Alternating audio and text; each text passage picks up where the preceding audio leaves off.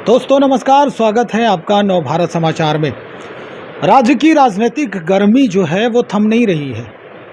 कल गृह मंत्री आए, पूर्णिया में भाषण दिया और 30 मिनट के भाषण में लगभग 71-72 बार नीतीश कुमार का नाम लिया उन्होंने। जनता को संदेश भी दिया और ढाढ़स भी दिया कि आपको नीतीश कुमार से डरने की ज़रूरत नहीं है। जनता क्यों डरेगी, क्या वजह है और ये डर जनता को किस बात की सता रही थी जो गृह मंत्री जी को ये कहने की ज़रूरत आन पड़ी। इसी मुद्दे पर आज बात करने के लिए एक्स IPS अमिताभ दास सर के पास हैं और इनसे ये जानने का प्रयास करते हैं कि आखिर राज्य की जनता को नीतीश कुमार का भय क्यों दिखाया जा रहा है। देखिए, इसमें जो समझने वाले हैं वो समझ गए हैं कि तड़ी पार का इशारा क्या है। ये जो तड़ी पार गृह मंत्री हैं अमित शाह, जिन्होंने पूर्णिया में कहा कि नीतीश से डरने की ज़रूरत नहीं है, बेसिकली इन्होंने भाजपाई गुंडों को और RSS के गुंडों को एक तरह से आप कहिए कि वरद हस्त दिया है गृह मंत्री ने कि आप लोग बिहार में गुंडागर्दी कीजिए, है ना, और मैं हूँ ना। अच्छा, मैं हूँ ना आपको बचाने के लिए। बेसिकली ये आश्वासन दिया गया, ये समझने वाली बात है। उन्होंने खुलकर नहीं कहा है, खुलकर उतना बोल भी नहीं सकते थे, लेकिन बात यही है कि तड़ीपार गृह मंत्री ने भाजपाई गुंडों को, RSS के गुंडों को, रणवीर सेना के गुंडों को एक तरह से अभय दान दिया है, जिसको कहते हैं अभय दान, कि भयभीत नहीं होइए। अभय दान दिया है कि भाई आप लोग खुल के गुंडागर्दी कीजिए और मैं हूँ ना आपको बचाने के लिए।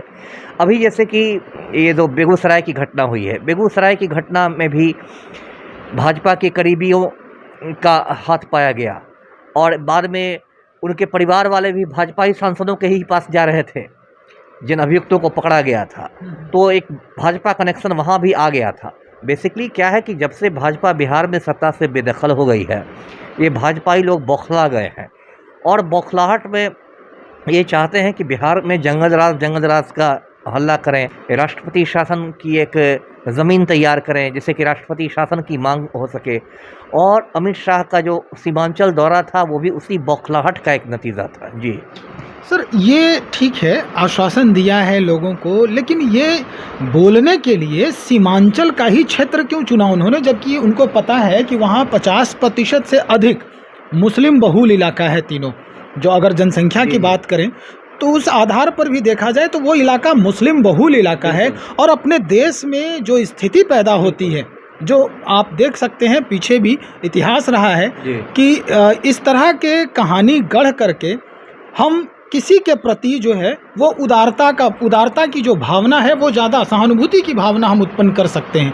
तो ये इलाका चुनने का मकसद क्या था सर? देखिए, बहुत शातिर तरीके से ये इलाका चुना गया। मैं दर्शकों को बताऊं कि बिहार का जो सीमांचल क्षेत्र है उसमें 4 जिले आते हैं: पूर्णिया, कटिहार, किशनगंज और अररिया। मैं खुद किशनगंज जिले का SP रह चुका हूं और सीमांचल का मुझे चप्पा चप्पा की जानकारी है। और आपने सही कहा कि यहाँ मुसलमानों की अच्छी खासी आबादी है। सिर्फ किशनगंज में ही आप देखिए तो मुसलमान 70% हैं, 70% हैं। तो नेचुरली ये बहुत संवेदनशील इलाका है। जानबूझ के तड़ीपार ने ये इलाका इसलिए चुना कि सीमांचल में कुछ ऐसी भड़काऊ चीज़ें की जाए कि हिंदू मुस्लिम दंगे हों, दंगे धीरे धीरे पूरे बिहार में फैल जाए और उसके बाद ये तो बीजेपी का पुराना कार्ड है हिंदू मुसलमान में झगड़े करा के वोट लेना।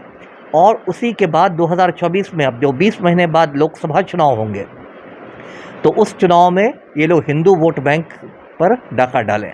यही तड़ीपार की रणनीति है। जी, इनका मकसद ये भी है, इन्होंने दबी जुबान में ये भी कह दिया है कि अब 2024 में लोकसभा के चुनाव में और 2025 में बिहार विधानसभा के चुनाव में अब इन लोगों का जो रोल है, राजनीतिक रोल है राज्य के अंदर, उससे बिल्कुल बेदखल करने की तैयारी हो रही है। ये क्या है? देखिए, 25 के चुनाव में तो विधानसभा के चुनाव में अभी काफ़ी समय है।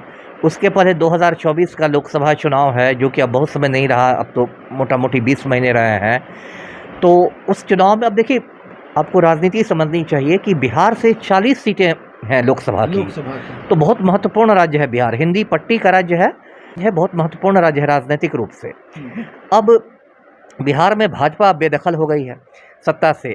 अगला जो चुनाव होगा, अब तो ये भी चर्चा है कि हो सकता है जदयू और राजद का विलय हो जाए, दोनों पार्टियां मिलकर एक हो जाए। नहीं भी विलय होता है तो चुनावी गठबंधन तो होगा ही होगा। अब बताइए, एक तरफ जदयू, राजद, कांग्रेस और वामपंथी पार्टियां रहेंगी, इतना बड़ा महागठबंधन रहेगा, तो ये भाजपाई लोग कहाँ चले जाएंगे? इनको तो एक एक सीट के लिए तरस जाएंगे। भले ही ये लोग ऊपर से बोल रहे हो कि हमारा मिशन 35 है, मिशन 35 है, हम 40 में 35 सीटें जीत लेंगे, लेकिन वो सब होने वाला नहीं है। ये लोग एक एक दो दो सीट के लिए बिहार में तरस जाएंगे। सर, इन्होंने एक भाषण के दौरान ये भी कहा है कि नीतीश कुमार जी प्रधानमंत्री बनने के लिए ये सारे खुराफात कर रहे हैं। इस तरह से कभी उसके गोद में जाकर बैठ जा रहे हैं, कभी उसके गोद में बैठ जा रहे हैं। कोई ठीक नहीं है कि कल अगर कांग्रेस इनको आश्वासन दे दे तो कल कांग्रेस के गोद में जाकर बैठ जाएंगे, लालू जी सतर्क हो जाएं। ये इस नहीं, तरह वो से देखिए, ये तो नीतीश के बारे में पूरा हिंदुस्तान जानता है कि पलटू राम है।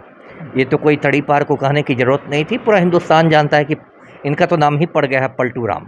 लेकिन ये जो तड़ी पार का बयान है कि लालू को सतर्क रहने की ज़रूरत है, ये बेसिकली दोनों में झगड़ा कराने की एक एक झगड़ा कराने का, जो कहते हैं ना कि उसका कान फूंक दो, चुगली कर दो, तो लालू के मन में नीतीश के प्रति अविश्वास पैदा हो जाए, क्योंकि लोग एक इस जोड़ी से डर गए हैं, है ना। तेजस्वी यादव की भी एक बहुत तेज़ी से बिहार की राजनीति में उसका उदय हुआ है, तो इस सब से ये लोग घबरा गए हैं। इसलिए लोग चाहते हैं कि किसी तरह तेजस्वी और नीतीश जो हैं वो फिर अलग अलग हो जाएं, तो इसलिए बीच में, दोनों के बीच में एक संदेह का बीज बो रहे हैं।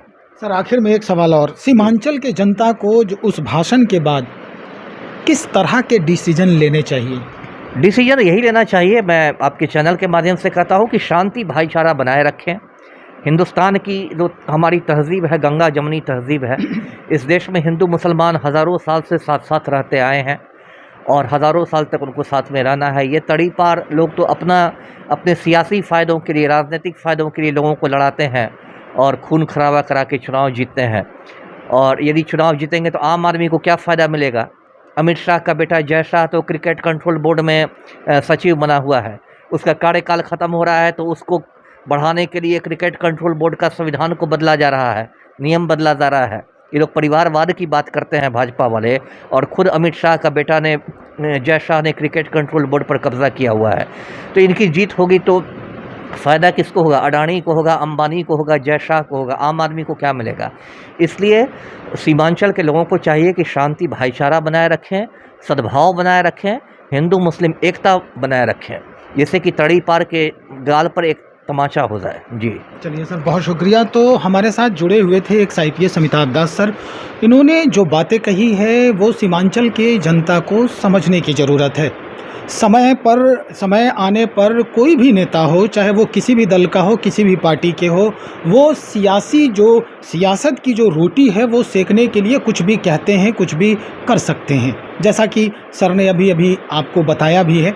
लेकिन समझदारी और विवेक का परिचय हम जनता को देने की ज़रूरत है। हमें ये सोचने की ज़रूरत है कि हम किस तरह से इनकी क्वालिटी को ऑब्ज़र्व करें, और अगर डिसक्वालिटी है इनके अंदर, कोई किसी तरह की बुराई है, तो उसे छोड़ देने की ज़रूरत होती है और सोच समझकर ही अपना प्रतिनिधि चुनने की ज़रूरत है।